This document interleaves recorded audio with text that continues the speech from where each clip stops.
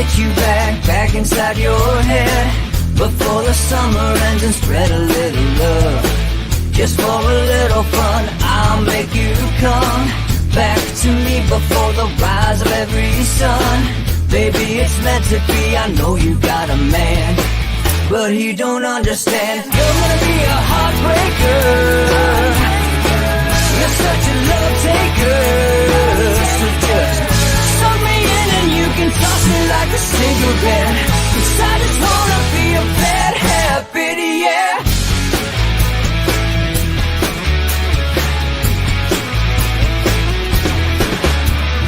Rhythm in our love, it's impressive, excessive. You can't make this stuff up. My chest beats, it's restless, wakes the neighbors up above. Yeah, baby, come and show me love. Baby, come and show me love, because you're gonna be a heartbreaker, you're such a love taker. So just suck me in and you can toss me like a cigarette, 'cause I just wanna be a bad habit, yeah.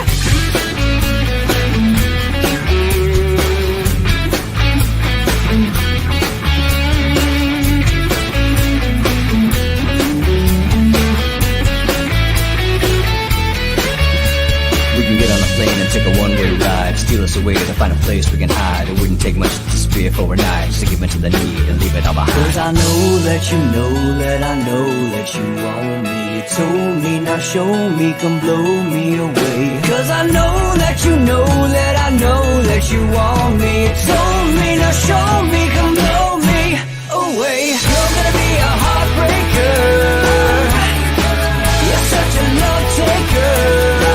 So just suck me in and you can toss me like a cigarette, 'cause I just wanna be a bad habit, yeah. You're gonna be a heartbreaker, you're such a love taker. So just suck me in and you can toss me like a cigarette, 'cause I just wanna be a bad habit, yeah. Suck me in and you can toss me like a cigarette, 'cause I just wanna be a bad habit, yeah.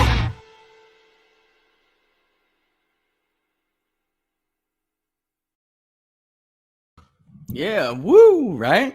Good morning, everyone. Thanks for watching Inside the Numbers with the People's Pundit. I'm the People's Pundit, Rich Barons. Follow me on Twitter at Peoples_Pundit if you don't already. It's supposed to be Freewheeling Friday, but I'm in a suit and tie, which is rye still, because I had a interview did this morning, and it was a good interview, and I will let you know when it airs. It was with Charlie Kirk. It was a great conversation, 3 or 4 segments, and I will let you know when it is live. I'll tweet it out. But good times. Hope we go back. We do it again. All right. But yeah. So listen, I have this little scoop. I want to get it out, although I don't want to blow where it's come from. But if you don't hear about it today, and it's not public yet, right? Because it's not a scoop. It's not public. But as we reported on PPD, Pfizer, the pharmaceutical company, applied or was going to apply, we said, today for emergency use authorization. That was the date that they had planned for their vaccine to be public. What's really sad about all this, and I have to tell you, because you have that one person who ran to the New York Times at Pfizer, we do know who it is, who ran to the New York Times to say, oh, it wasn't because of Warp Speed. It wasn't Operation Warp Speed. Very blatantly partisan person, as people at the company have told us. Very blatantly partisan person who did not want Donald Trump to get any credit whatsoever for how fast this vaccine was done, the response, et cetera, et cetera. But in truth, what really happened here is, of course, it was Warp Speed. We've read the documents. They didn't take the money that others took or were offered. That's true. But you would never have gotten it done in the time frame that you would have gotten it done if it wasn't for Operation Warp Speed, because the barriers for the FDA and the adverse effects monitoring or adverse impact monitoring, it takes time. There are required times in between. All right. So today Pfizer will announce, because it's a done deal, that their emergency use authorization. So it would have been nice, I suppose, if Americans would have had this information beforehand. Pfizer had said that their efficacy rates were 90% higher. Then you had Moderna come out, 90% or above. And you had Moderna come out and say, well, ours is 95%, right? And that is not what we hear. Maybe they use a subsample group All right. It took off the markets. They loved it.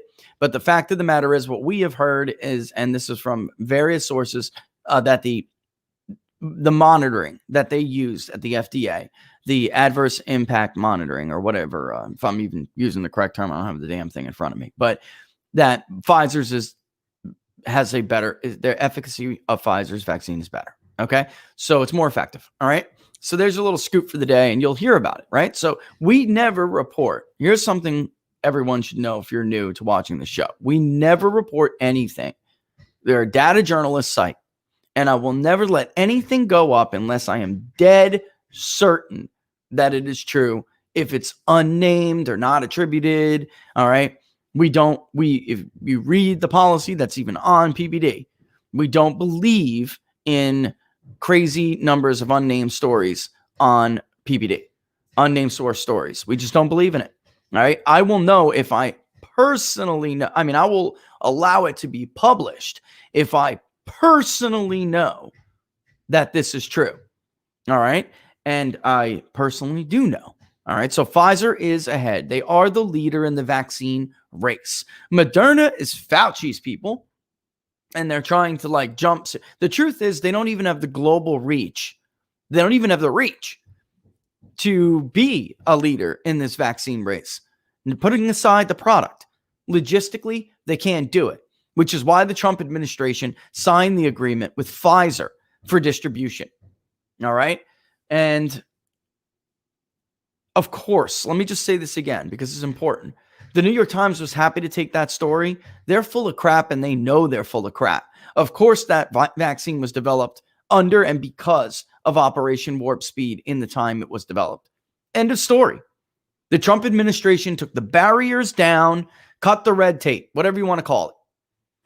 But there are mandatory waiting periods in between submissions. Learned a lot about this. And for people who don't know what emergency use authorization is, it is a power that is given to the head of the FDA in the case of a bio attack, in the case of, some kind of an emergency and then the last one in the act is a pandemic.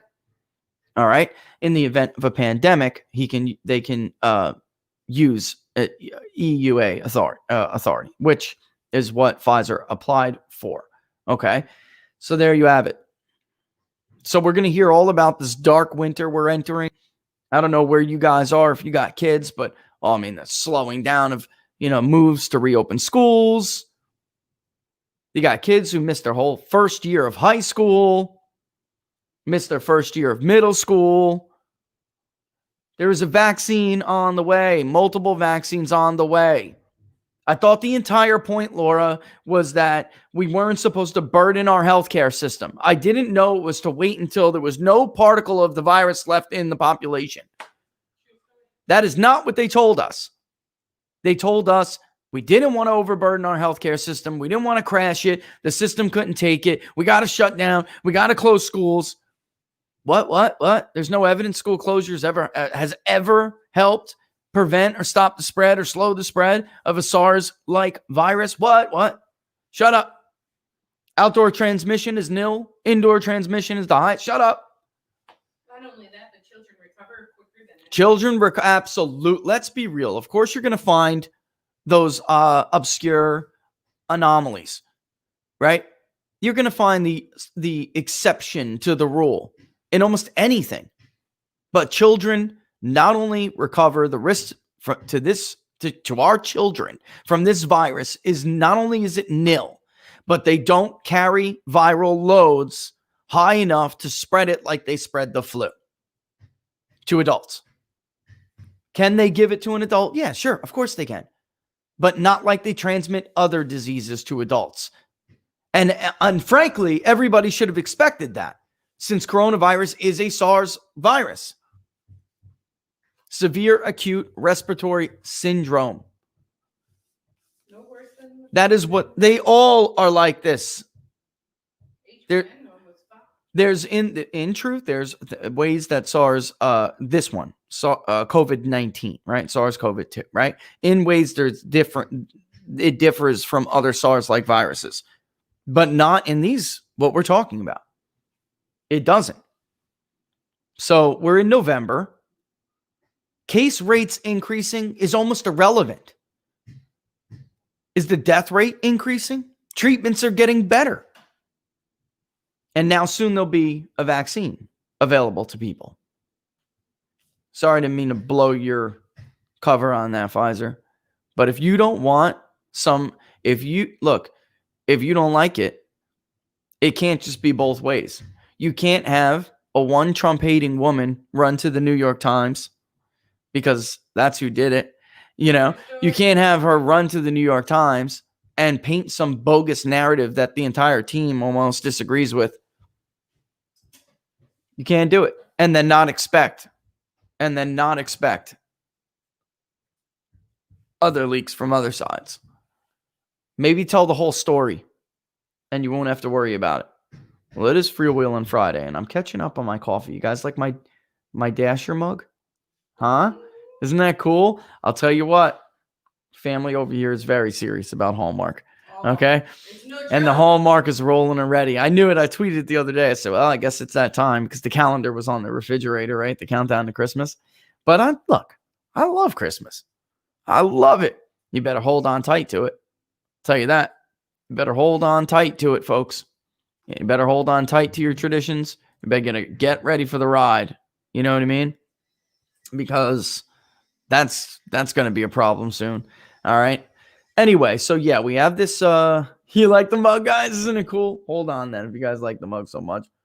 Good excuse just to drink the coffee. Then I don't feel bad about having my Bustelo.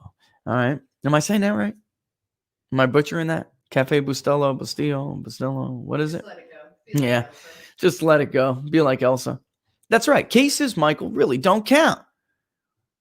Do we count the cases of pneumonia every year or the flu or anything else? Of course not. I mean, we do count them, but you know what I mean. We're not counting them as like, well, if it hits a certain amount, then we're going to close everything down again. Because North Carolina, Cooper, he's already talking about closing stuff down already. He is. Oh, we're headed in the wrong direction. He's all excited too. He was stoked about that yesterday. He was stoked about it. And the kids were just ready to start to return to some kind of normalcy. And now because of this, it's going to shoot up. Well, here's a great idea. Vaccinate the teachers with the emergency use authorization you're going to give Pfizer. And by the way, that's the deal I was talking about. It's really a deal about distribution. So that's what was always so stupid about with Kamala, whatever her name is. She can't even pronounce her own name right sometimes. I'm serious. I know.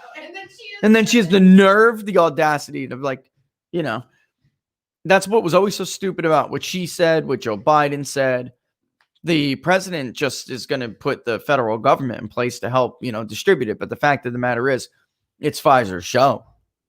You know what I mean? So for her to say that is dumb. It's not, well, I don't trust Donald Trump. As if Pfizer would ever develop a vaccine that may put them in jeopardy. Right? Just because, bankrupt them and end up like Merck, their competitor. Right? And others that have made this mistake. Like Joe Biden's H1N1 vaccine, for that matter, which was rushed and hurt people. Oh, it wasn't Joe's, because Joe was removed from the H1N1 team for being an incompetent idiot. Unbelievable how this never made it through the debate. Barack Obama removed Joe Biden from the H1N1 task force. Why? Because he was incompetent and he made stupid statements that panicked people. Barack Obama, he let him go on one talk show after he already had warned him. He went on one talk show, made another dumb comment, and pulled him out. Don't make me get into my H1N1 story again. If Joe Biden was competent, I would never have caught H1N1 because the beds in that place were overrun. And you would have never been quarantined. I would have never been quarantined. Yep, 4-month-old baby. Couldn't even see because they just didn't give a damn about how bad the VA healthcare system could not deal with the older veterans. And I was younger, so I'd still whoop my butt.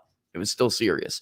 But they didn't know what to do with all these older veterans in high veteran population areas. So they were putting young, healthy people in the same area as people who were infected with H1N1 who were older because they didn't want to put older with older. Don't tell me Joe Biden's going to come in and somehow solve the COVID problem. If you voted for him because you think of that, you are an idiot. I'm sorry. I am sorry, but there's just no help for you. Did you see the Erin Brockovich thing yesterday? Oh my God. It's Freewheeling Friday, so just let my manic go. All right. Erin Brockovich, this idiot, this twit, writes an article. Hold on, let me pull it up. I had it here because it's incredible. I mean, you really can't think anybody is this stupid. You know, so we were talking about the doctor yesterday. If I'd have known that Joe Biden was going to shut us down again, I would never have voted for him. Proof positive that an advanced education does not make you smart. Okay. Here's Erin Brockovich writes an article in The Guardian, an op-ed in The Guardian. And she basically says, are you kidding me? Joe Biden, are you kidding me? Right. And what happened is she finally, 2 days later, saw the list of people that Joe Biden intends to surround himself with in the White House. And we talked about this, Laura, and we talked with the viewers about it. This is the K Street's wet dream. This is the lobbyist community's wet dream. All right. I mean, oil, pharmaceutical, blah, blah, blah, down the list. I mean, as if Joe Biden wasn't the credit card company for years. What else did you expect? Did you really think he was going to forgive student loans? Did you really think he was going to single-handedly swoop in like the Man of Steel and stop the COVID pandemic? Are you kidding yourself? Were you really this stupid? I really just thought it was because you hated Donald Trump. I mean, I never really thought you believed this, that you were this dumb. But apparently, Erin Brockovich and the rest of these people who are writing columns like this are this stupid. This is not about my politics. It's about politics as usual. We need Joe Biden to be better because he can be. Really? Because there's something in Joe Biden's 4-decade-long career in Washington, D.C. that gives you even a hint, an iota, an inkling. Yeah? An inkling that he was going to be different. He was going to be better. He was a lobby lapdog. He was the lobby lapdog. What are you talking about? He took more money from Wall Street than the history of the presidency ever. You thought Hillary Clinton was bad, 3-1? It's 6-1. The numbers aren't even tallied yet. His biggest people. I mean, this woman is a joke. The real question these people should really be asking themselves is, why were you kidding yourselves? Don't ask Joe Biden, are you kidding me? No, he's not kidding. He's deadly serious. Why were you let your hate cloud your reason, which we've talked about many times, right? You let your hate cloud your reason, and you really allowed yourself to be deluded by nothing more than a show Tinseltown helped them put on with the help of big media. They make movies about you. They made a movie about you. Maybe you shouldn't be a role model. You get hoodwinked this easy. I didn't honestly believe that these people were like sincere. I just thought they hated Donald Trump so much. It's mostly all social pressure in their circles. They can't do anything or have a friend if they support Donald Trump. Financially, it'll hurt them. But no, apparently they're this stupid. They really are this dumb. This is the problem with groupthink. Well, that's why it's so easy to manipulate. That's very easy to manipulate people who fall into groupthink. Very easy. You can even convince them of their own delusion. Unbelievable. Aaron, there's a website called opensecrets.com or .org, actually. Open Secrets. You could go look and see where a candidate gets their money from. I know that you probably didn't think a lot about this over the last 4 to actually 5 years, but a big selling point of Donald Trump had with his supporters is that he didn't have to take money from these people. So when he got in office, he didn't have to obey them, Aaron. And that's why we're getting punished now for it. Right? People you are in a movie trying to fight against. You're kidding, right? You think prescription next year you're gonna have a prescription drug article, okay? Because you got your Joe Biden's gonna raise the cost of health care on my clients. No crap. Did you really let yourself believe this? You need to look like I thought you were an expert researcher. OpenSecrets.org, Google, was too hard for you?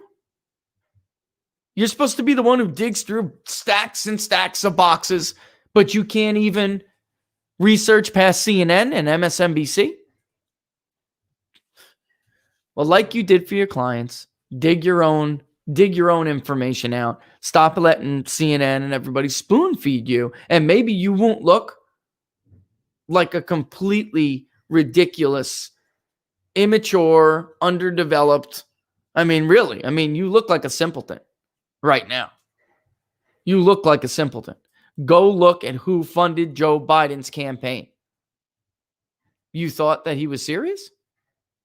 Oh my God. Then we're in bigger trouble than I ever thought we were. Because in truth, folks, I really just believe that they hated Donald Trump so much that they were willing to live with this. You understand what I'm saying? Like, it's okay. I know I'm going to be supporting a guy who there is no chance he will help the consumer against credit card companies. I know there is no chance he will help the consumer against fraud protection, against fraudsters out there. Like, there is no chance that he will help with the energy lobby. You're joking. It's not that Joe Biden specifically hated the oil industry. It's that Joe Biden was only going to let those he likes and are friends with get all of the perks. Aaron, I really think you need to look up something called rent seeking. Okay? I really think you need to start educating yourself on how this government works. It's called rent seeking behavior. They pay for somebody like Joe Biden to get in office, and he owes them after he gets in office. He does in fact have a 4-decade-long history of being perfectly okay with the you scratch my back and I will scratch yours. Quid pro quo. Money without oh my God. stipulations attached. I just can't. How the hell do they not know what you just said is 100% true? I just don't. Trump didn't take money. This is why he would literally go on like, yeah, you know what? We're not raising as much as Joe Biden, but I could pick up the phone too and raise a ton of money, millions upon millions upon millions from these people. But I'm not going to do that because guess what? After the election, your phone will ring. And then you can't do what it is that you said you were going to do. Do you think Joe Biden would have withdrawn from TPP or Hillary Clinton? Because she promised to. Absolutely not. She took all of the money from people who spent billions. As if you are a reader of PPD, you know Paul Ryan never objected to Donald Trump because he was a true conservative and he was ideologically and morally opposed to him. If you believe that, you're stupid. He opposed Donald Trump because his benefactors had already spent millions upon millions upon millions upon millions. His benefactors alone, totaling billions spent to get TPP through. Billions. Think it's about, you really thought it was about virtue and morality? Oh my God. Holy crap. If he would have taken money from certain other groups, by the way, I don't want to get into that, but then he would never have been able to move the embassy in Israel. He would never have been able to recognize Jerusalem. He would never have been able to do it. And they called anyway. Even though he didn't let them, even though he didn't stick his hand in their pockets, they called anyway. The difference between Trump and Biden or Trump and Hillary is that he could say, kiss it and hang up the phone. That's the difference. Oh my God. I just can't believe someone who's supposed to be as intelligent as her really believed it. Like that? Yeah, well, my main concern is, you know how I'm big on Israel. Hold on, let me do figure 8 so they can hear you. Go ahead. I said, my main concern, you know how I'm big on Israel. God. Laura's a very big supporter of Israel. Yeah. I love Bibi. BB, oh man, I love you, just so you know, man. And but God help them, because Yeah, they're in trouble. You think a Biden administration, If is Biden going gets in, to they're in trouble. protect them? Yeah, they're in going deep to trouble. Have to completely I agree. defend themselves. Yeah, I agree. And this is not right. There are brother or sister, whatever you want to Yep. call them. But They're in deep trouble. You know, I Lord mean, help us. somebody said one of the viewers said, "I met her. She ain't all that." So right, I mean, look, I mean, shocker, a movie doesn't accurately portray somebody. I mean, clearly, she's so actually, in fact, in that movie, she was being portrayed as somebody who like saw the angles and was super street smart. No, she's not. Apparently. Either that or she got soft in her job. No, I mean, I just don't know how you get duped that badly. I don't. I don't think it's not a matter of being soft. She's not the angle seer that she's. I mean, these are fundamentals to Americanism that we used to all acknowledge. True. All of us acknowledged it. If you want to lay in the mud, if you want to get down and roll with the pigs in the mud, then you're gonna get dirty, man. And that's what these guys do. Understand this. When Donald Trump is gone, I don't know when the next time is that we will have a truly independent president or an independent leader for that matter, because the way they treated him, you understand what I'm saying? The way they treated him, who the hell is going to be willing to do what Donald Trump did now? And this is whether you like Donald Trump or you don't. You better understand what I'm saying to you right now. The system hated Donald Trump because the system is built for Donald Trump, and he betrayed that system for you. That is the real reason they hated Donald Trump. Because unlike Joe Biden, when K Street comes a calling, Donald Trump doesn't have to answer. That is what his haters were. They were pumped with hate to forget about that, to really not be able to see that. Obviously, Erin Brockovich was totally duped. And she's not the first one. I'm seeing several of these columns and several kinds of tweets like this. Oh, did you see did you see this? I can't believe you had the pharmaceutical lobby. The hell did you expect? Go to opensecrets.org and look how much the man takes from these people. It's only going to get worse. It will only get worse. I don't know what else you could have expected. They never expected him to win in the first place. They really didn't. Oh, you mean Trump? Trump. Yeah, I mean, and they wanted their crap back. Mm-hmm. And they all got in line, Laura. They all got in line because the show was over. Mm-hmm. Yep, the show was over. Their game was up. It was like, if you go back to Trump's inaugural address, he's basically like the betrayal of the American people in this place is over, kind of thing. Mm-hmm. They all lined up to defeat him, and they're all gonna. It's not even Biden, because I don't know. Biden's not even, he's not there. All right. Joe Biden is just kind of like along for the ride. I mean, that's just the truth. He's just along for the ride. But the people that are going to be steering Joe Biden, we got a good look at some of them now. If Joe Biden does, in fact, nothing changes, and Joe Biden does, in fact, get in the White House. By the way, there were thousands of ballots invalidated by a judge in Allegheny County. Surprise. That's called precedent. So I have to tell you, that was a bad loss for Democrats, because now Giuliani is going to take that case, that specific instance, and he's going to run to judges and say, we can't treat voters differently. You understand what I'm saying?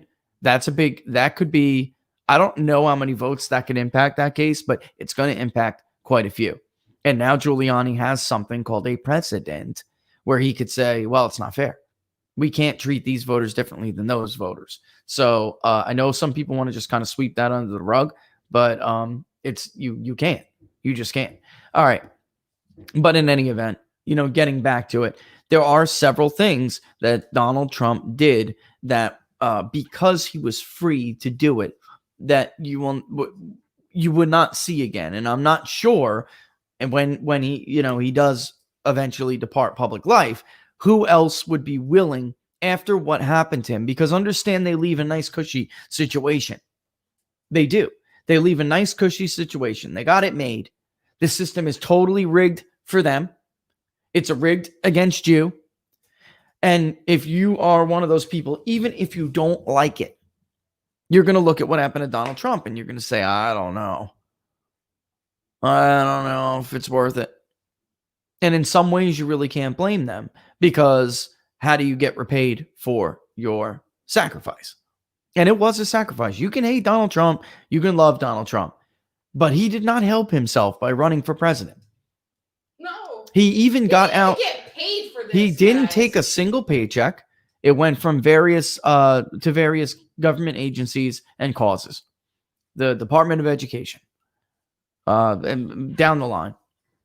And then because he was doing that, he hurt his brand. Everybody loved Trump before he got into politics. That was a brand. Or at least they loved, and we were talking a little bit about this yesterday with somebody, they loved, certain groups of people loved Trump, like people who wanted to be successful. So Trump really was an icon of success, right? If you're from our neck of the woods, if you're from New York City, and we don't live there now, but we're, if you're like Laura and I, and you're from New York City, or if you're from Jersey and South Jersey, if everybody knows Donald Trump and everybody thinks Trump was the man, whether you liked or disagreed with his politics, irrelevant, everyone thought he was the man. Now that is success, right? I want to be like Trump, right? And that was pre-politics. And he had a brand. That is his genius. Trump's genius is his brand. It's the word Trump in gold letters, right? That was his genius. He did not do anything for his brand. Anybody who's in the field, and we do branding research all the time, anybody who's worth their weight, or not even, will tell you once you dip into the political sphere, you are killing yourself. You're hurting your brand once you dip into it. If you're not political and your brand does not really have anything to do with politics whatsoever, the minute you wade into the political space, your brand's going to take a hit. Unrecoverable hit, right? It'll never recover with a certain sector of the population, never. So there was no reason for him to do what he did outside of he really did care about the direction of the country. He did. And you know what I know? You know when I first realized that was true, as somebody who is obviously not in politics, but from where we are? It was 2015, and I was covering a CPAC, and I was listening to Trump. He was not anywhere near the front runner at this time, okay? And I was listening to Donald Trump talk to the conservative activists at CPAC, and he made a statement.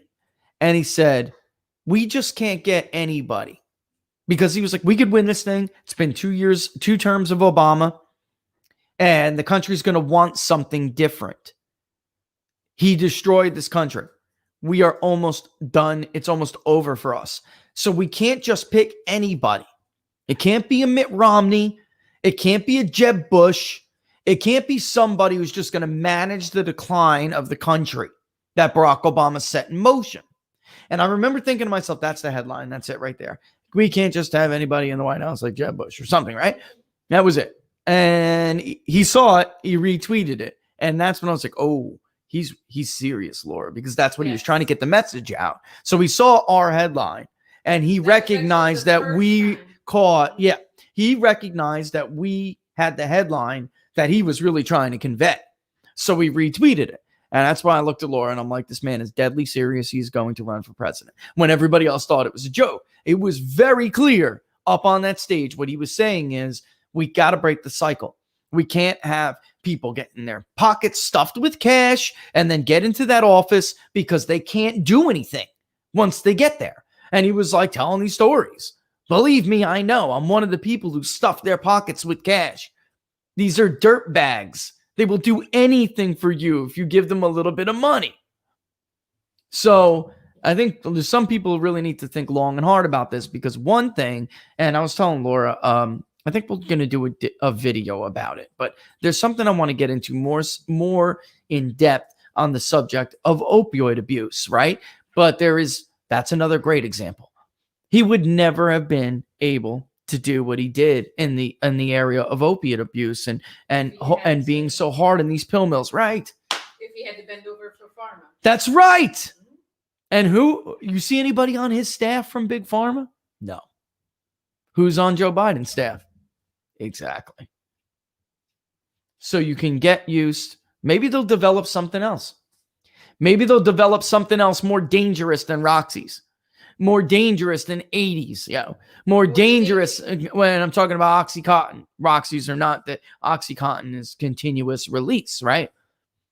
And then they were just pumping out things like Roxy, so you get hit with a nice MIG right off the bat. Maybe they'll find something comparable to the fentanyl-laced Afghan heroin that keeps getting sent over our border because we've been in Afghanistan for all of these years. Maybe they'll develop something synthetic, get rich under Joe Biden, and there'll be a whole new generation of junkies. Because Joe Biden's not going to do anything about it.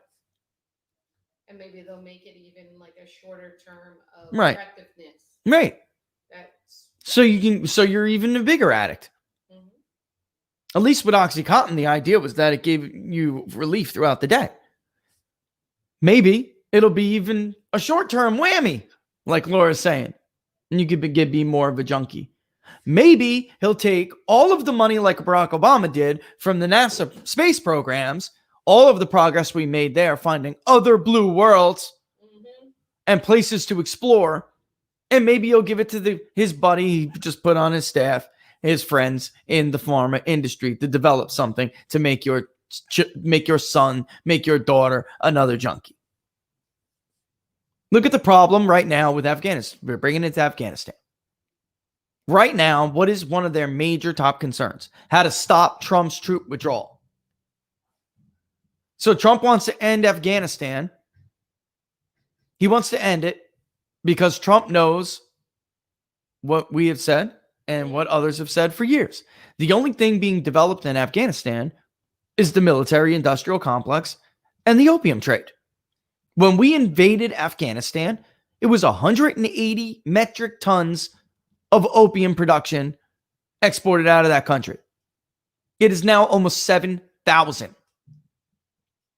The only thing that flourished over there were drug lords.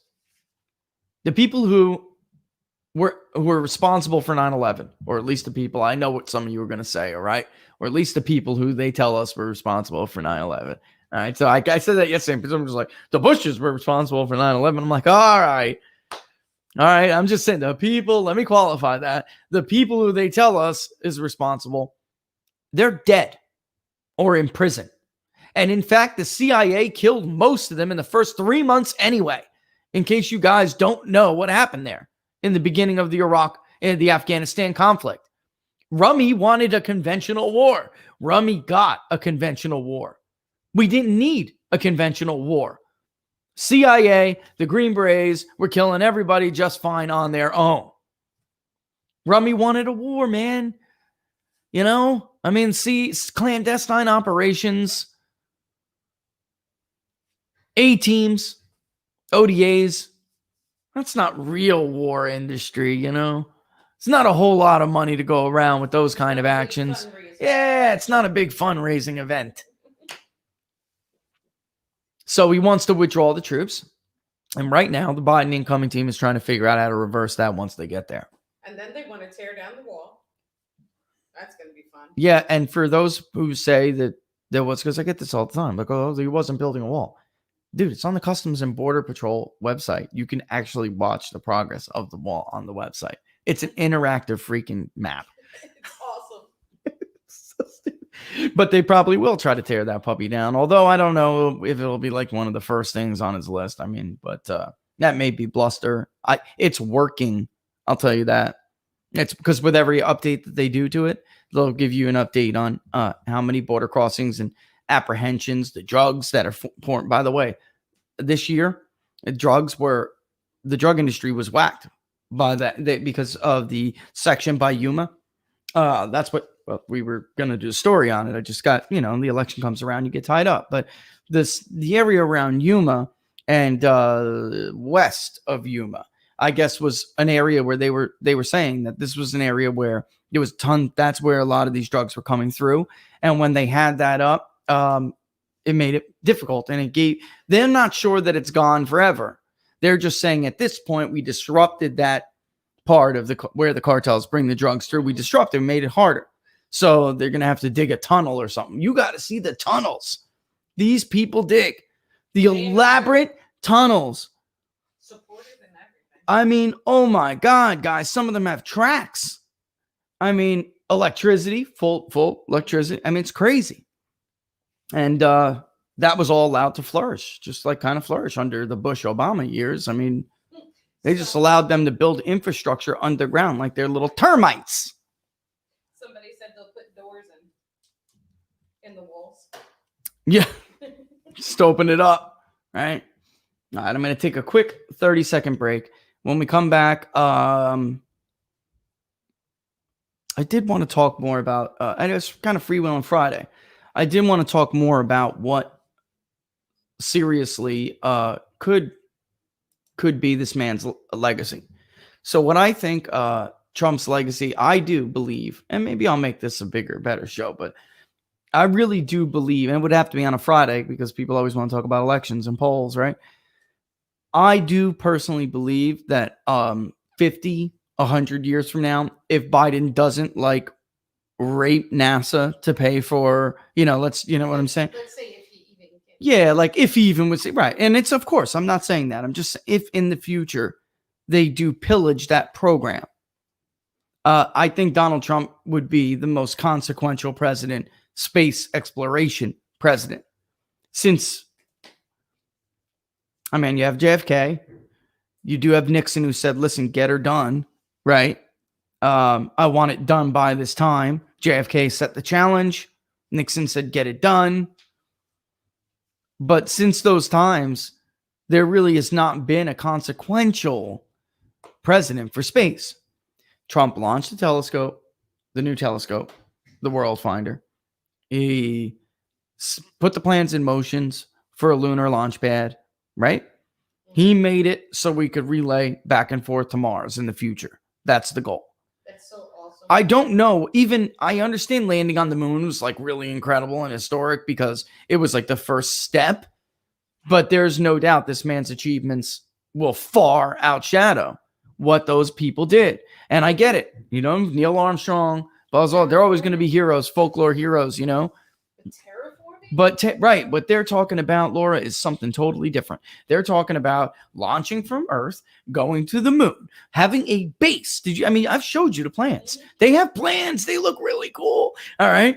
And then, wish you were younger. And yeah, I do. I would join Space Force in a heartbeat if I was you. Absolutely. And our son is like, he thinks it's interesting, but he also thinks it's dangerous. So he's like, I don't know, Dad, I'm not as crazy as you, you know, because he knows what I did. You know, I'm not as crazy as you, Pop. I don't know. But if I was a younger man, I would do it in a heartbeat. And so we'd go to the moon. They have the base, blah, blah, blah, permanent kind of, you know, it's a permanent installation. That's the plan. And then from there, they have a lunar launch pad from which you can launch from there to Mars. It's just sci-fi kind of level crap, but it's awesome. It's real. And they're very, very smart people who can make it happen. And all they needed was someone to support them. Mm-hmm. That's all they needed. But, that was not a priority for Barack Obama and Joe Biden. That was not a priority. How many kids were so disappointed when they wanted to be an astronaut when they grew up? And it was gone. And Biden's like, no.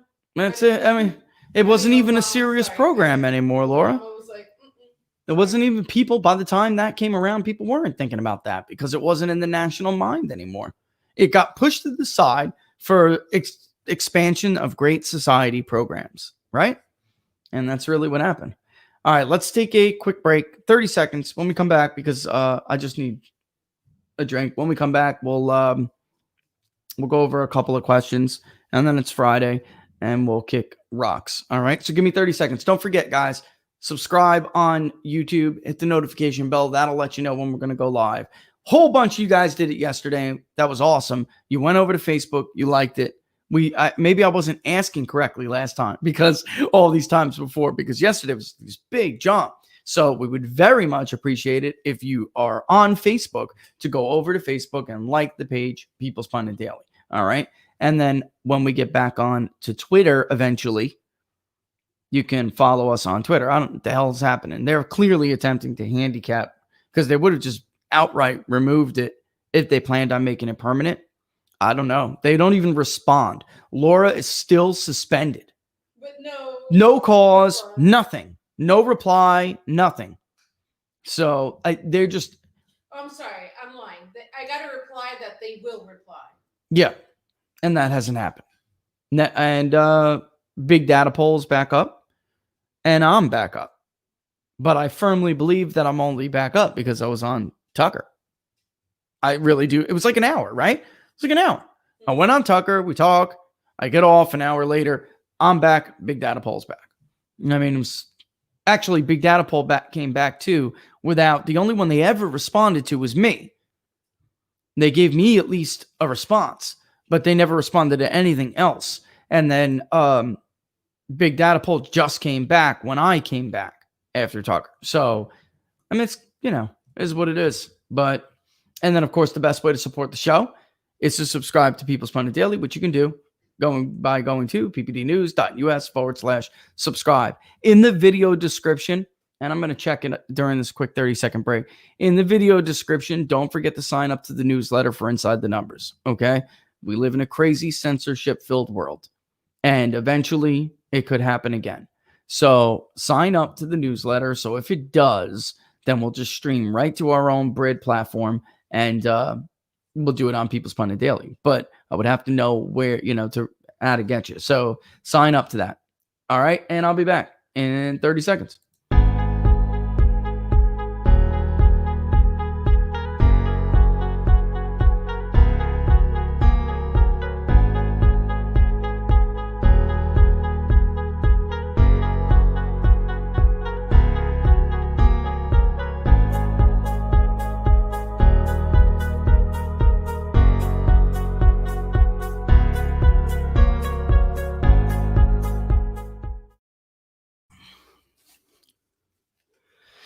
I don't know what they're talking about.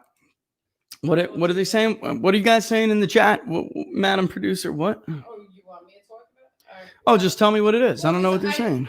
I don't want to make a comment because I didn't listen to it. Yeah, well, if we didn't listen to it, then we didn't listen to it, and that's it. I'll look at what you guys are talking about, but I'll tell you what. With Tucker, we found this production, the producer, everybody was like super. They did not look like pushovers to me. All right, let me just tell you that right now. They were not pushover people.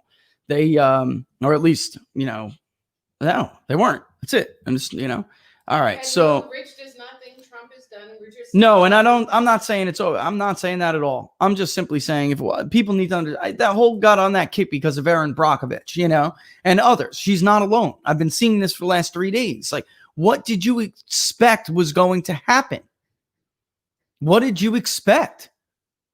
If he gets in, if nothing changes, their lawsuits aren't effective, their pitches to the state legislatures aren't effective, and he gets in, did you really think that he was going to go after the big guys for the little guy?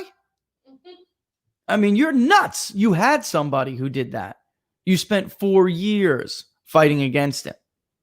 And again, perfect example, Rick Wilson, right? This fraud, right? And by the way, notice the bully.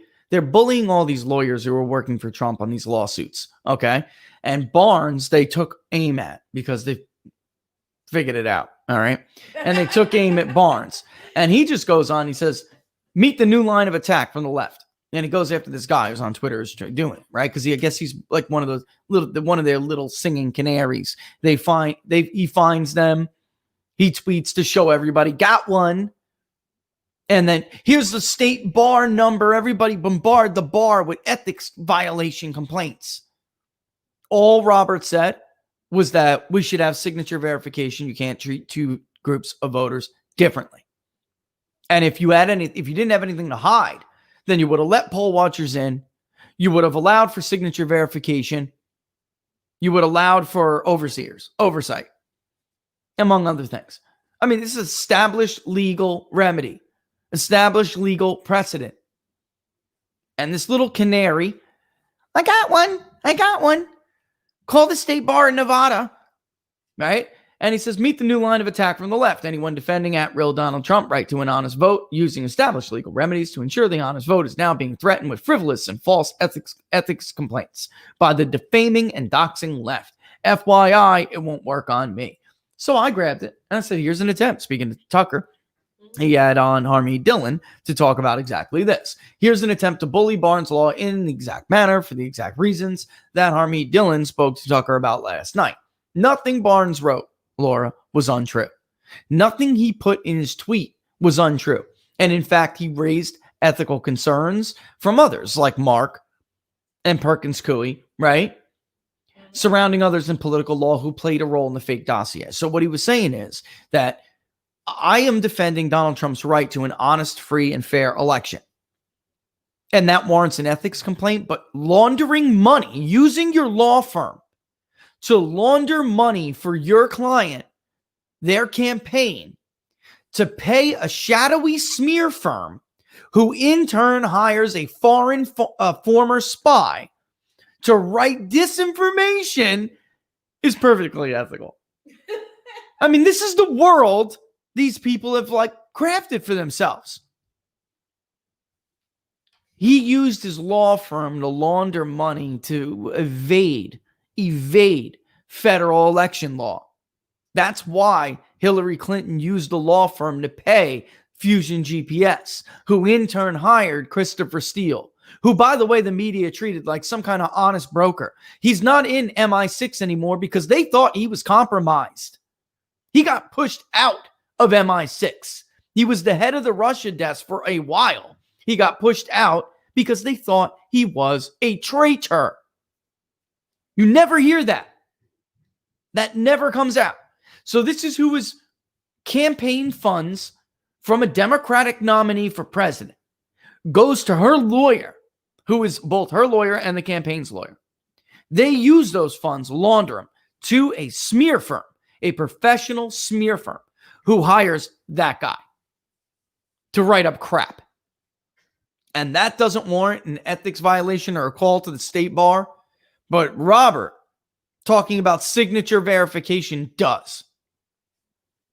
Incredible. So he deleted that tweet now because now they know everybody's on to them. So to recap, it's perfectly acceptable for political lawyers to launder client campaign funds through their firm to a professional smear firm who in turn hires foreign spies to spread disinformation. Just don't you dare defend election integrity. That warrants an ethics probe. And then yesterday too, a big to-do over my tweet. Florida is not a purple state anymore. It's not. Nobody knows Florida like me. Nobody. And that's not arrogance. That's track record. Nobody has polled the state of Florida as accurate as I have. By the way, 4 consecutive cycles. Nobody. And I'm telling you that state is not a purple state anymore. Could a Democrat win it in the right conditions? Maybe. Not even a yes. Maybe. But the Miami-Dade move is it. The only way they can take it back is if Republicans betray themselves. That's it. So if the Mitt Romneys and the Rick Wilsons of the world win the battle for the Republican Party, then they will lose it. All right. But this is Rick Wilson is another great example of how much money did he and his losers at the Lincoln Project spend trying to win a state they were too stupid to know they had no chance in. All right. Because they're not smart. That could have went to go to feeding poor kids. I'm not even kidding. Just a general good cause, a good charity. They were too stupid because they're not politically astute. They were too stupid to realize that they had no chance in that state. So they wasted all that money. And again, this idea that any of this was ever about morality or I don't like Donald Trump's character, right? Because Donald Trump has now invited members of the Michigan legislature to the White House today. And Donald Trump will make the case to them that this vote has been irreparably harmed, compromised beyond fixing, which I have to be honest, we're not investigating all angles here, but I can tell you just from what we found alone in Michigan, it absolutely is a significant chunk. It's a problem. And I don't know how you separate that. I don't know how you separate to make it right. So that is the case to make. And to tell the legislature, don't do this for me. If anything, do it for yourself. Because like I've been saying, it's Trump today and you tomorrow, guys. Trump today, you tomorrow. And to All think right. otherwise is foolish. It's to think otherwise because you're fooling yourself. You're on borrowed time. If you don't do anything about it, this is what you're doing. This is your current status. You're in the garage with the garage door down, sitting in your car with the hose in the window from the tailpipe.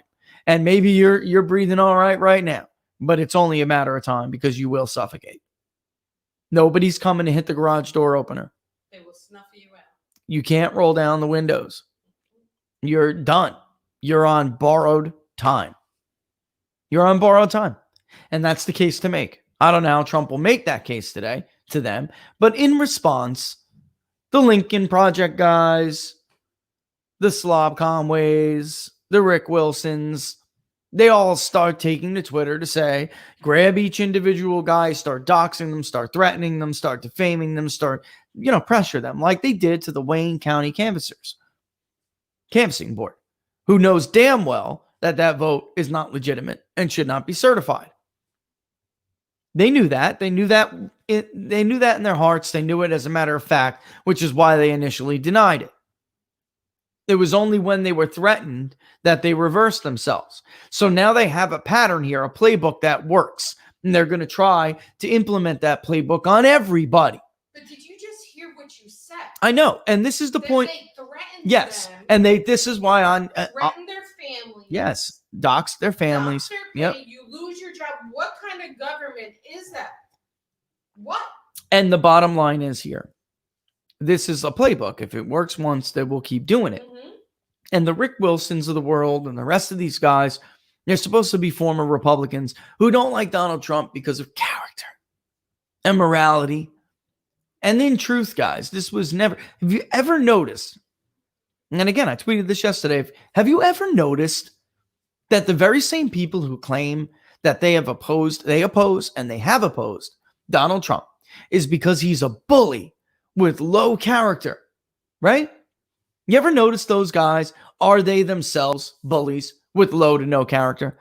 And that's what we see them do. So when you threaten lawmakers or you threaten a canvassing board or you put pressure on them and dox their families and put their little kids in harm's way, you are a bully with no character, right?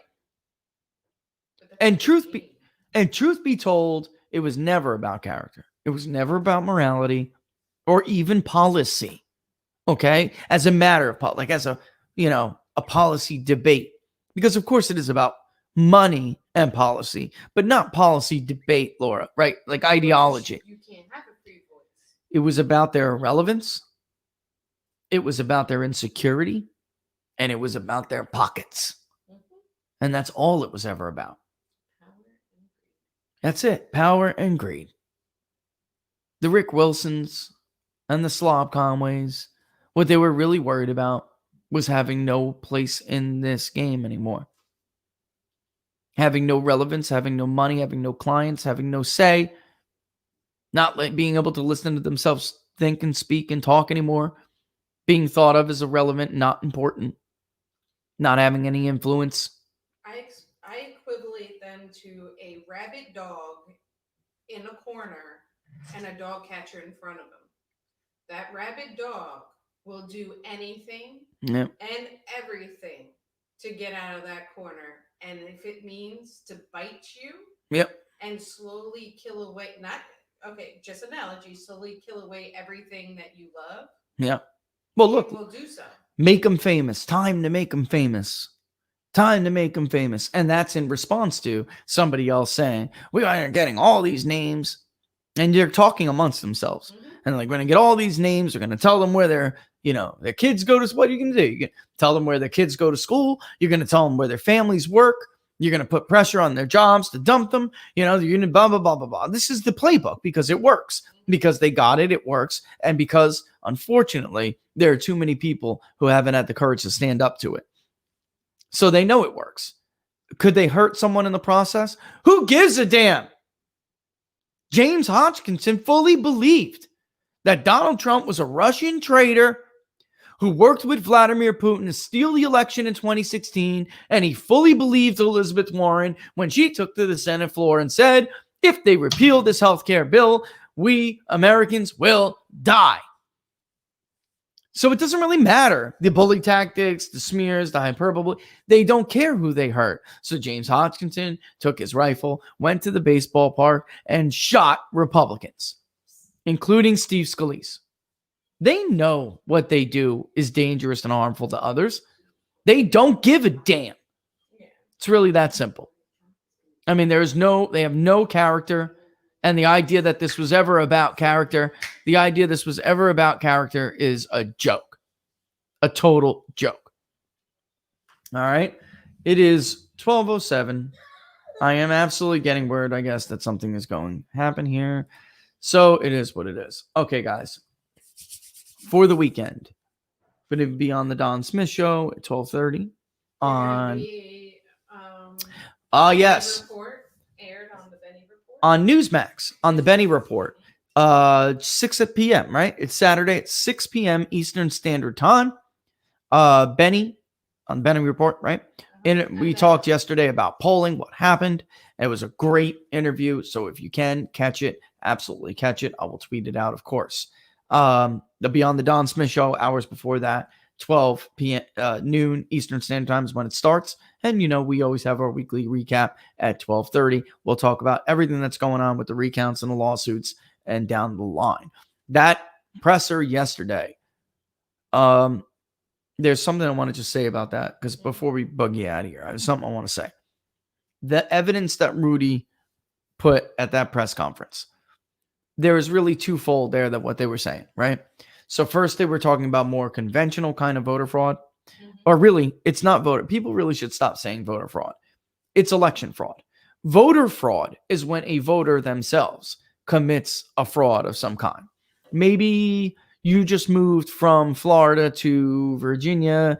You know damn well you're not supposed to vote in the state of Florida anymore, but you vote anyway by absentee ballot. That is voter fraud. Or you voted by absentee ballot and then you try to walk in on election day and vote again. That is voter fraud. Or your uncle, Pappy, whatever, died this year. The state doesn't know. You vote yourself, and then you go to try to vote in Uncle Pappy's place. That is voter fraud.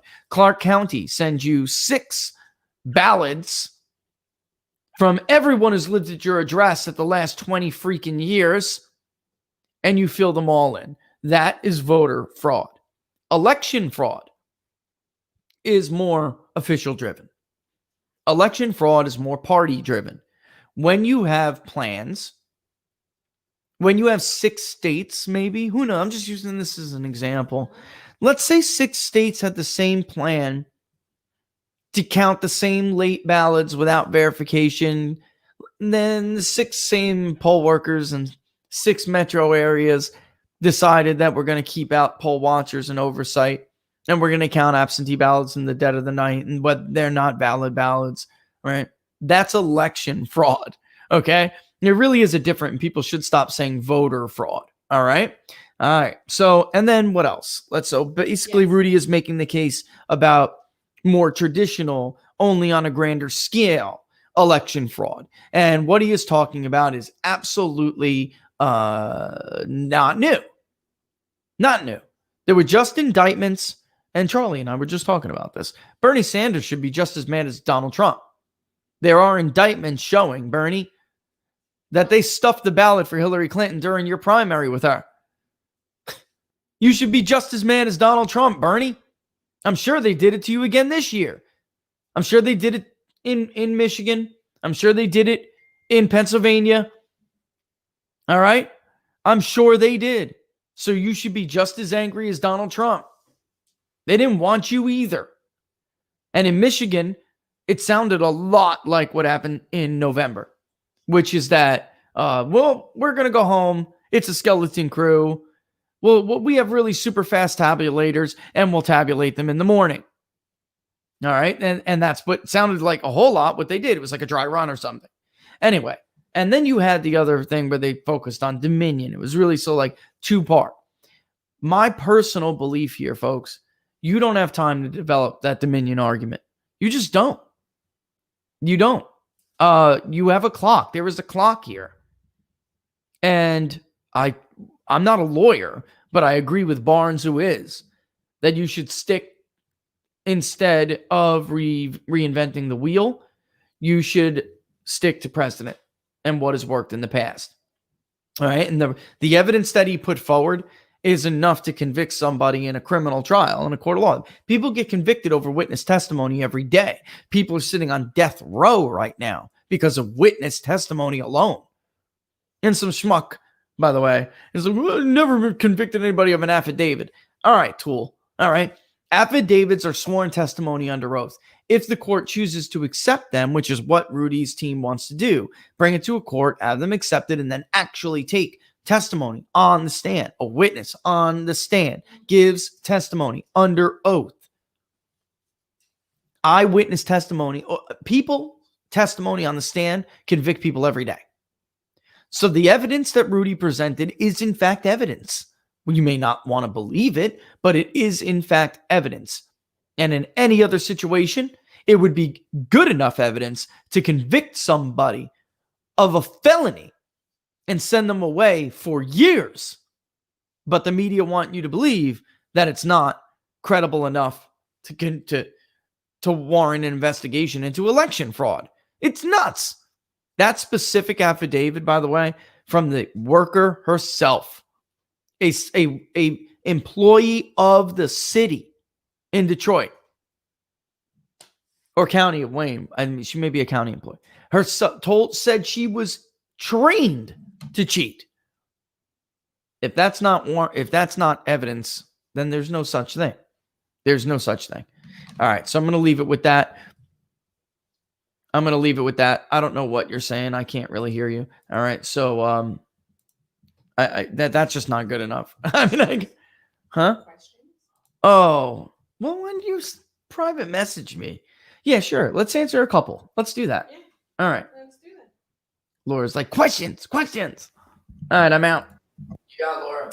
All right, so questions. Olaf wants to know, Alan Dershowitz, Tim Pool, Steve Bannon, and Scott Adams came up with the same paths of victory for Trump, blocked certification. What are your thoughts on that?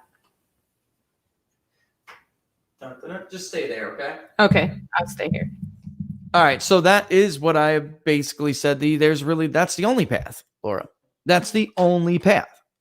You have to block even if they try to certify the results, they still won't have the electors yet. But the bottom line is that is what they should do. This is the only way. I mean, I never rely on a judge, and I never trust a man or woman in a black robe. Yeah, I just don't. I mean, if you look at take a second if you guys have time and read the opinions that you have seen from the Pennsylvania Supreme Court. There's two that really would fit into what I'm talking about here.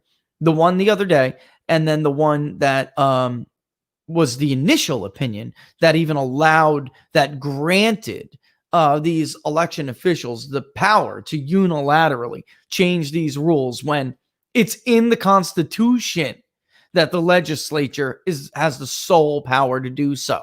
All right. They just make crap up as they go along. Both rulings were 5-2 because both rulings were the same partisan makeup. 5 Democrat appointees, 2 Republican appointees. The Democratic judges in this country don't give a damn what the law says in black and white.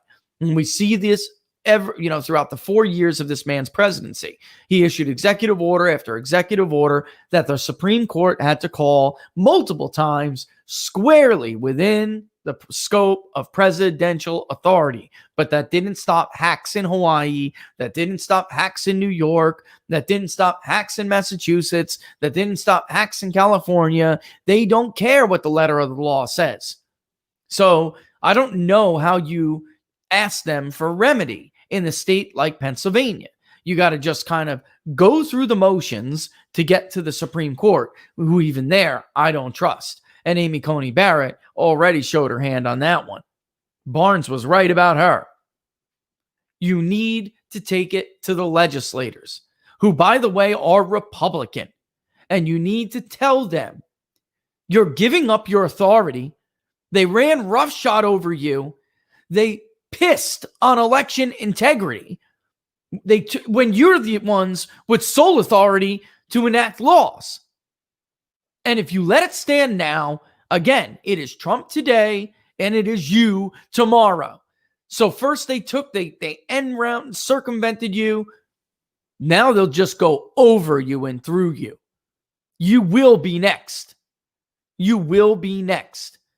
Kemp, he is the saddest ass excuse for a governor. And that Secretary of State, Crappy Burger, he should just resign. I'm serious. He will never have. By the way, yesterday, Georgia Republicans, I'm talking about elected officials down low, they're furious. They are furious. You could take these arguments and some of these legislators will have the courage to hear you out. And then at least your foot is in the door. I heard a freshman representative yesterday, just newly elected, right, Laura? Mm-hmm. They want Kemp's head. They want the Secretary of State's head. They're not even going to support him when he goes up for re-election. He is done. Kemp is a one-term governor. He's finished. He will be primaried. He will be defeated. They're done with him. So it's not a leap to go from there to what Bannon and Dershowitz and the rest of them have said. And in truth, Dershowitz is right. It is true that we haven't, it's not unprecedented to do this, but we haven't had one in more modern times where this has happened. However, I will say they were going to do it in Florida anyway for Bush. So why was it all right to do it for Bush and not Trump? Karl Rove was too stupid to even know it was a possibility. But others were smart enough to set that in motion.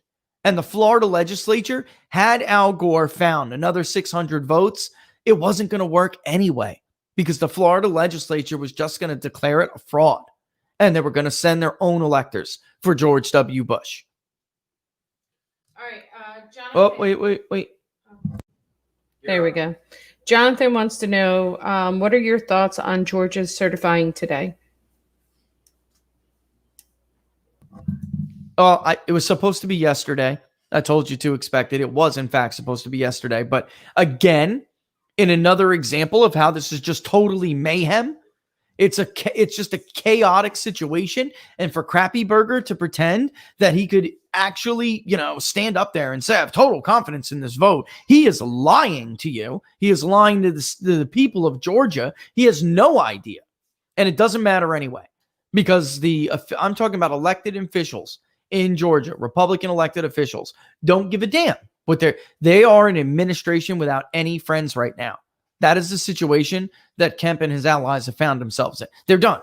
Nobody cares. They can race to certify it all they want, but Trump can still get he could press for a more thorough audit of the vote. And he's going to have to pay. He's going to have to pay for a lot of the stuff. Like in Wisconsin, I told you he was going to have to kick out. He did, in fact, kick out, though. So it doesn't really matter what Kemp and his little poodle of a Secretary of State has to say about it. All right. 2 questions. I'm going to roll them all into one.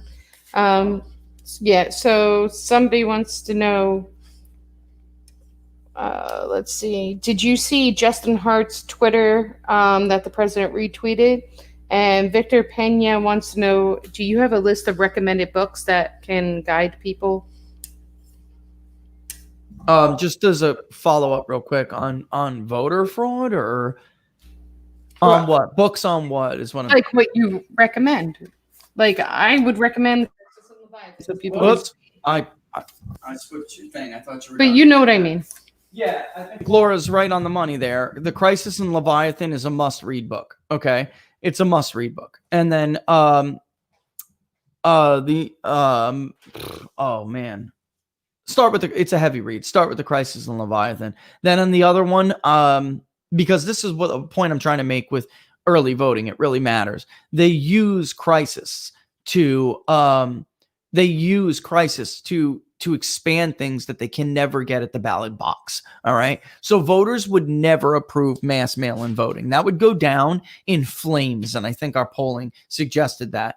But yeah, basically, that is what I would that is what I would recommend because it applies to so many areas. It's not just what's it called? It's not just voter fraud. It's everything. The government uses crisis to grow. That is what they do. And when they do, when the crisis recedes, it never goes back to the baseline. All right. So you never go back to having the rights that you had before.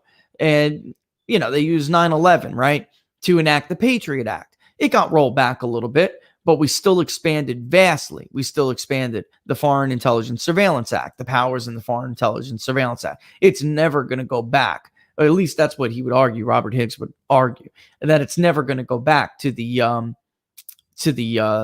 what it was before. All right. And then what Robert Barnes was talking about was the emerging Republican majority, which is by Kevin Phillips. And it really has a lot to do with more than just top line crap like you hear from the fools at the Cook Political Report and Nate the Slimer, and really gets into why people vote the way they do because of where they come from, how political maturation works, and it's the elites versus it's about class, not race. And it's like the gospel of the Midwest if you really want to know how the dynamics of the political dynamics of the Midwest have shaped up. And then they even did write, he was attacked, though. He's written a follow-up to it. But when it was released, he was attacked badly because they tried to make it about race. They tried to do exactly what he said they would try to do, which is distract you that this is not about race. This is about class. This is about DC and Tinseltown versus the rest of America. And I guess those are two books I could give you right off the bat, but they're both great. But I always tell people to go with the Crisis in Leviathan first because that is it really does just go to so much. Not just this, but so many other things that we have seen in our lives, from 9/11 to the pandemic, civil liberties with the pandemic. Robert Higgs would have told you, of course, they're going to use these lockdowns to take away your civil liberties. And then, by the way, you're not going to get them back.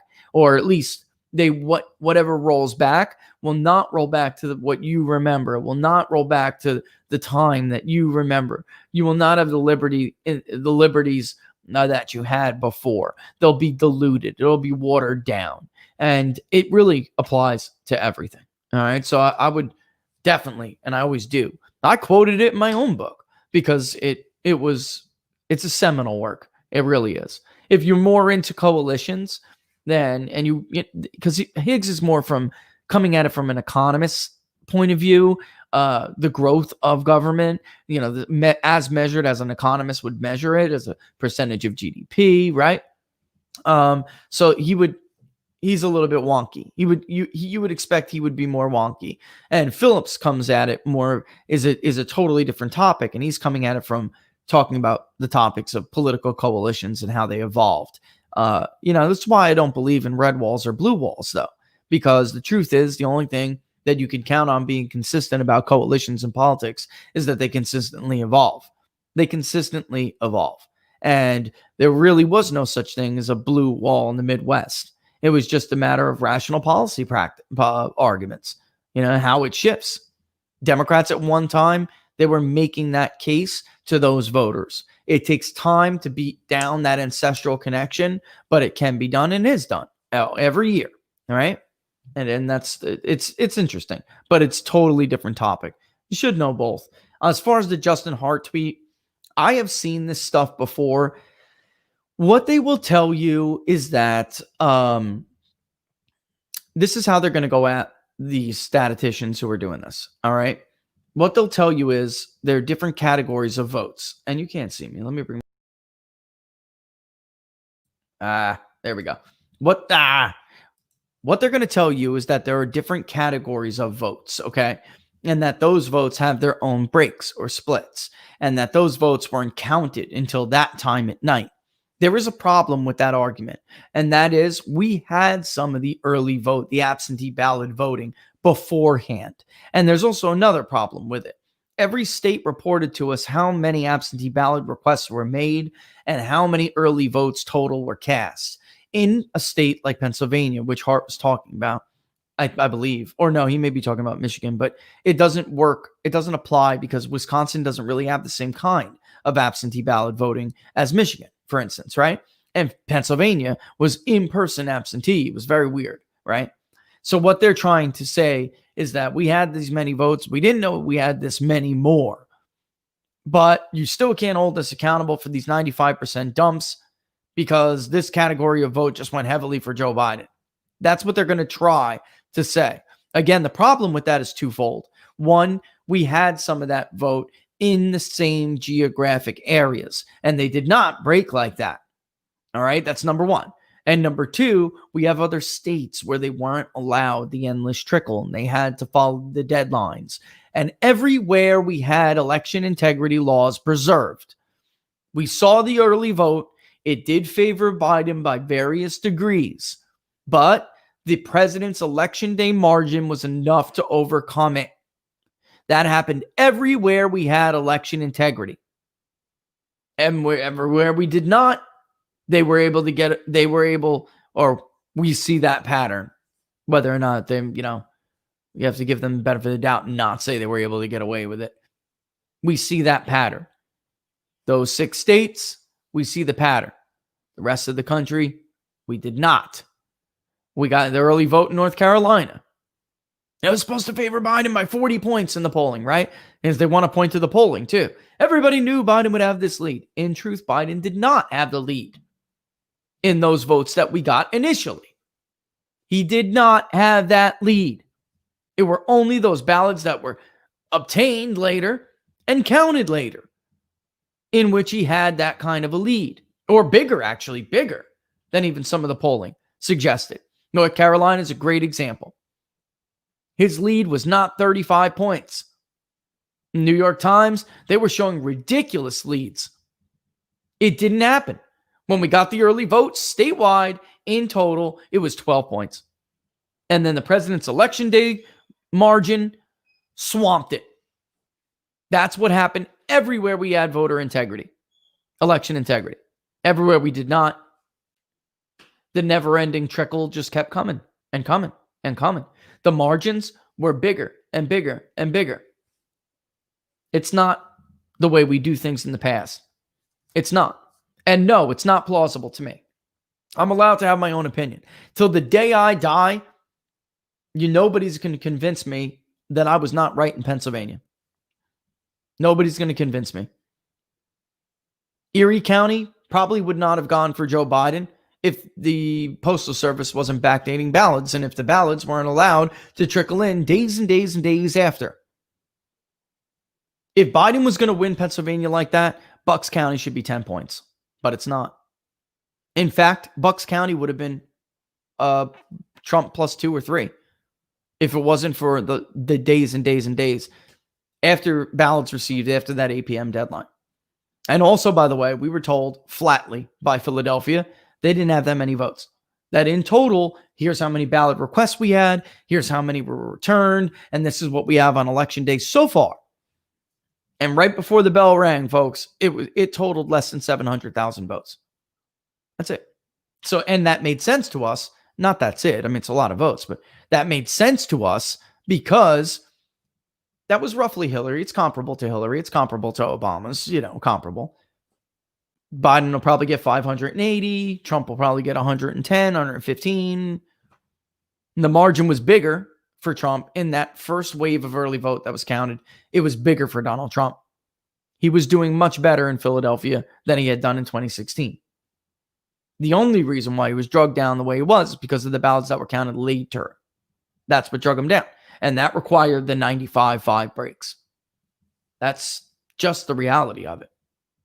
So my personal opinion is that there's something that it's awry. It's crap. And if you don't want to be accused of it, like I said yesterday on the show, some people just don't get the benefit of the doubt. They've been engaged in election fraud, electioneering for decades and decades. None of this is new. We just had indictments months before the election, folks. Like I said to you, Bernie, you should be just as mad as Donald Trump because the indictment shows they cheated against you. They did that for Hillary Clinton against you. Pennsylvania was pretty damn close, brother. You ever wonder about it? It's pretty damn close. You ever wonder how much you might have really carried Michigan by in 2016? Right?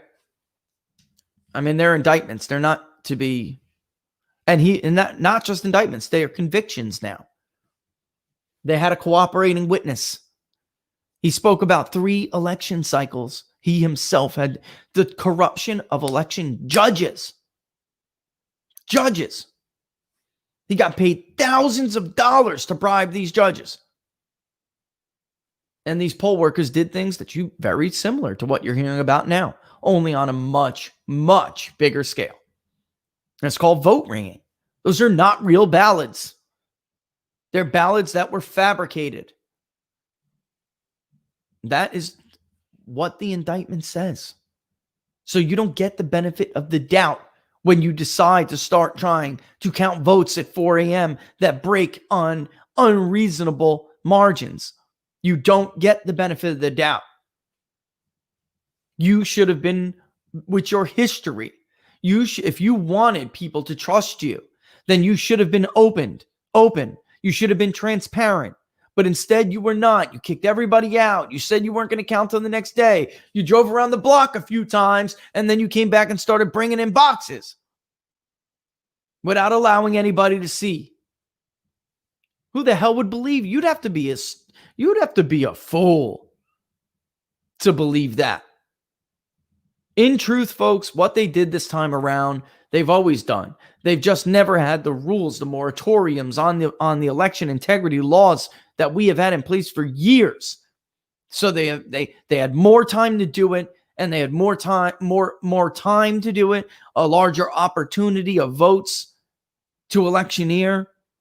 They have never had that opportunity before.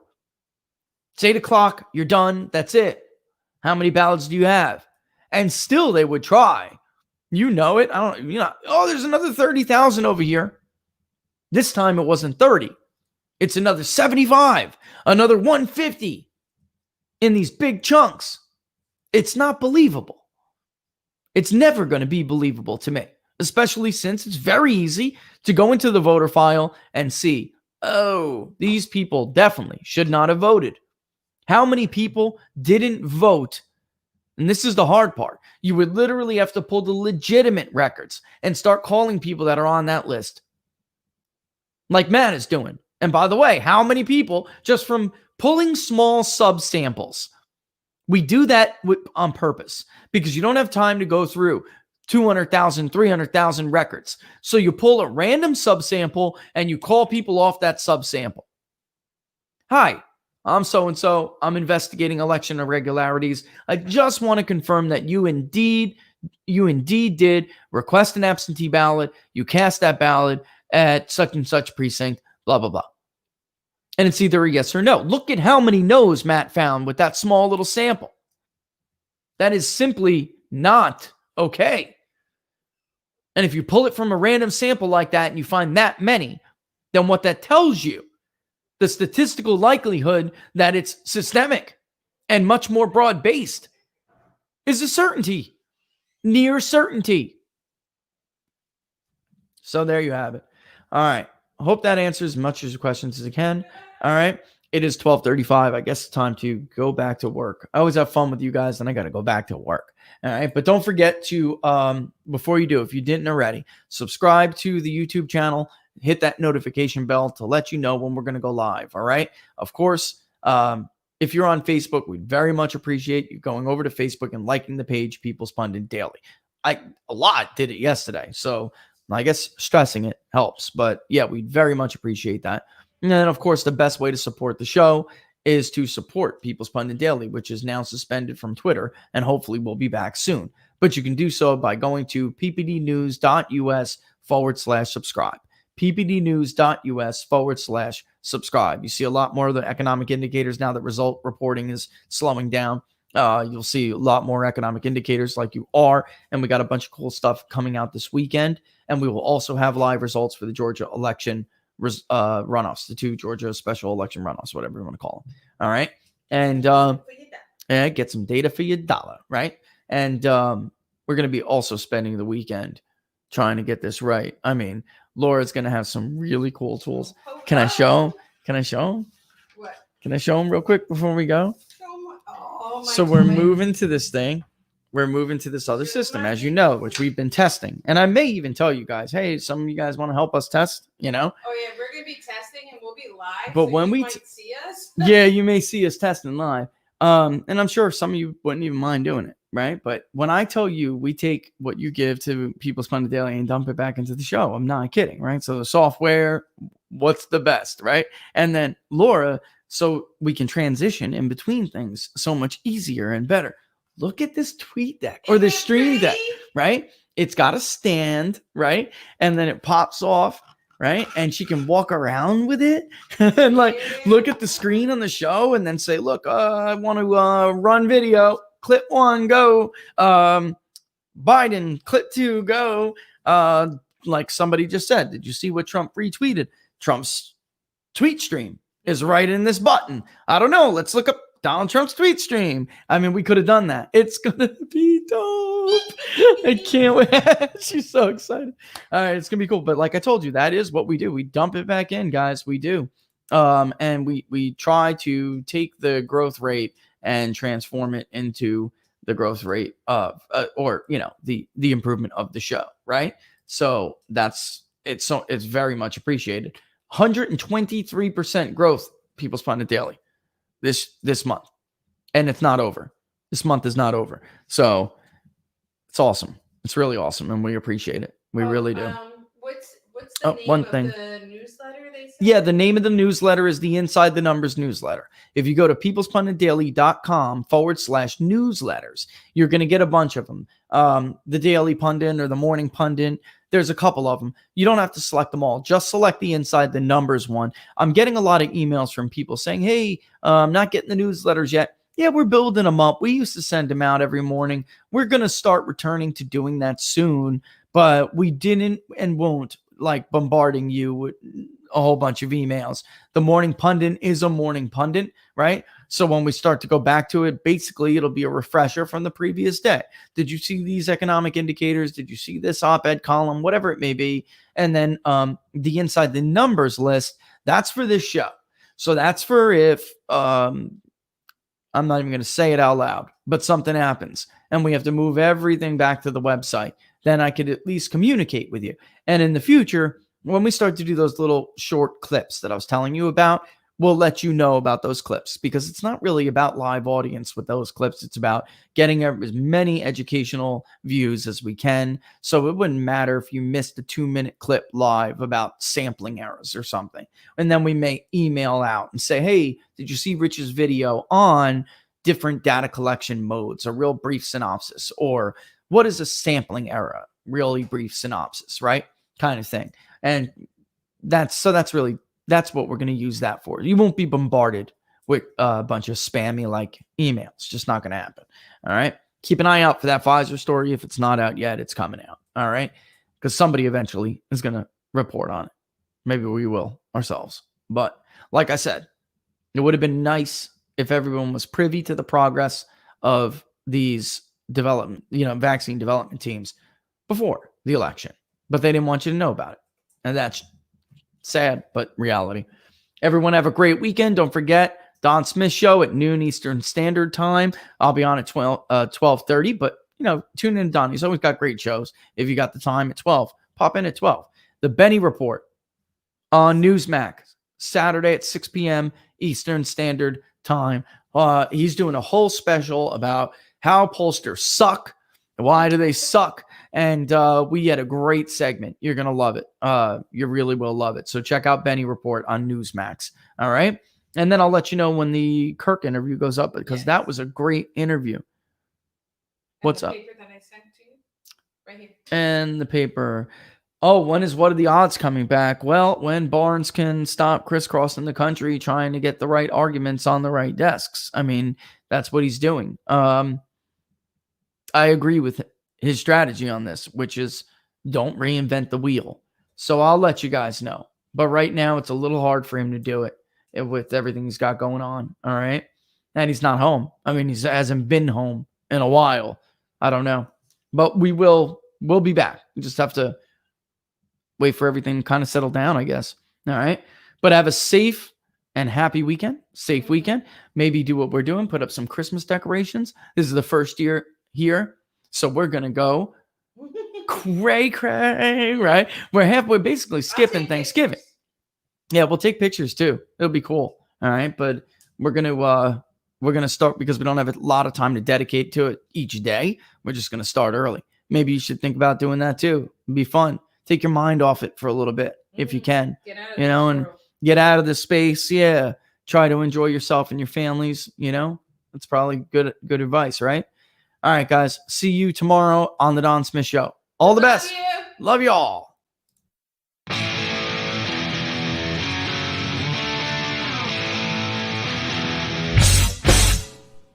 How much you wanna bet that I can get you back inside your head before the summer ends, and spread a little love just for a little fun? I'll make you come back to me before the rise of every sun.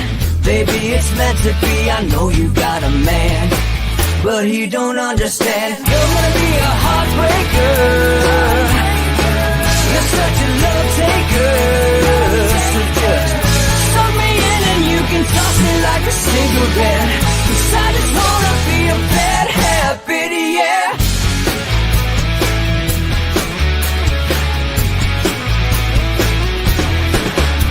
There's rhythm in our love, it's impressive, excessive. You can't make this stuff up. My chest beats, it's restless, wakes the neighbors up above. Yeah, baby, come and show me love. Baby, come and show me love. Because you're gonna be a heartbreaker. You're such a love taker. So just suck me in and you can toss me like a cigarette. 'Cause I just wanna be a bad habit, yeah.